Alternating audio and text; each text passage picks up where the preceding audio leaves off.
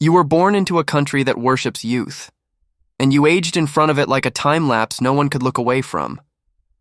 Before you ever said your first word on camera, someone had already decided you talked too slow. Before you ever stepped on a debate stage, someone had already called you too old to matter. They wanted a fighter, but you brought a whisper, and somehow the whisper still won. But it cost you. Everything wins by losing something else. You were the kid from Scranton, not rich, not famous, not expected. Your stutter made silence your first language. Every time you spoke, people listened for the wrong reasons. You weren't supposed to lead. You weren't even supposed to get noticed. But life doesn't care what you're supposed to be. It just hands you grief and watches what you do with it. Your wife, your daughter, gone in a crash, and you still took the oath. You stood in the Senate while your sons were in hospital beds. You didn't break. Not on camera, anyway. People called it strength, but sometimes survival is just choosing not to collapse. And from that moment on, you wore pain like a second skin. Quiet, heavy, familiar. You stayed in the system long enough to become part of its furniture. Senator, VP, president. But none of those titles ever erased what you buried. You were never the loudest voice in the room, but you outlasted every scream. People forget. You ran for president before most of your voters were even born. You lost, then lost again, then lost your hair, your youth, your first family, and then, somehow, you won. But that's when it really started sucking. Because power doesn't fix grief. It just gives it a better suit. Now every time you walk, people zoom in on your shoes. Every time you pause, it's called a glitch. Every cough becomes a conspiracy. You can't age in peace. Not when you're leading a country that confuses wisdom with weakness. You're the oldest president in American history. But to half the country, you're still not old enough to forget what they think you did wrong. They say you're a puppet. But you've been pulling your own strings for 5 decades. They say you're a placeholder.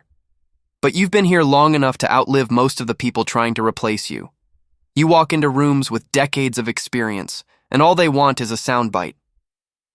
Your every sentence is a landmine. Say too much, and they call it a gaffe. Say too little, and they call it dementia. There's no winning the optics, only surviving the playback. Behind closed doors, you negotiate peace. On open screens, you mumble through teleprompters. You've been in the situation room. But the memes always win the war. The internet doesn't care about legacy. It just wants a moment to laugh. And you've become their favorite punchline. Not because you're a joke, but because being serious takes more effort than scrolling. You don't sleep much. Presidents never do. But for you, it's not the workload. It's the whispers. The constant question. Is he still fit? As if the 45 years before this presidency didn't exist. As if a stutter makes you forget the nuclear codes. Every step you take is judged. Every pause is weaponized. You speak slower now. Not because you're unsure, but because the world talks faster than it thinks. And you still believe in thinking. But here's the cruel part. Even if you're right, even if your policies work, history might never remember it. Because this era isn't written in policy. It's written in posts, in clips, in thumbnails that say Biden falls again or he forgot. You could cure cancer. And they'd still post a gif of you tripping on the stairs. That's the game now. Not truth, not leadership, perception. And you were never built for perception. You were built for grief, for grind, for surviving when everything said you shouldn't. But that's not what gets rewarded anymore.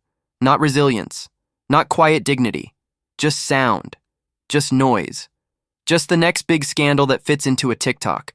And no matter how many bills you sign, how many jobs you create, how many crises you navigate, you'll still be the guy who misspoke once 13 years ago. That's what sticks.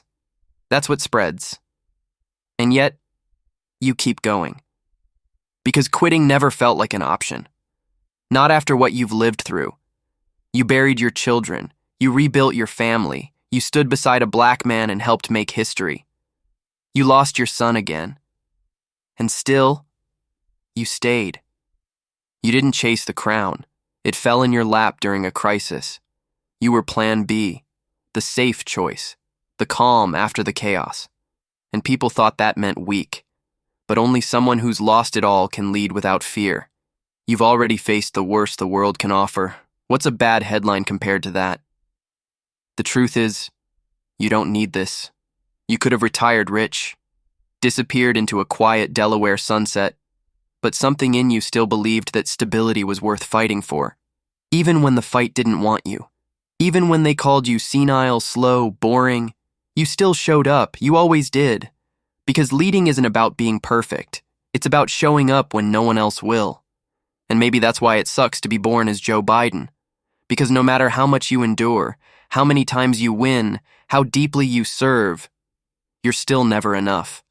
Not young enough, not loud enough, not viral enough.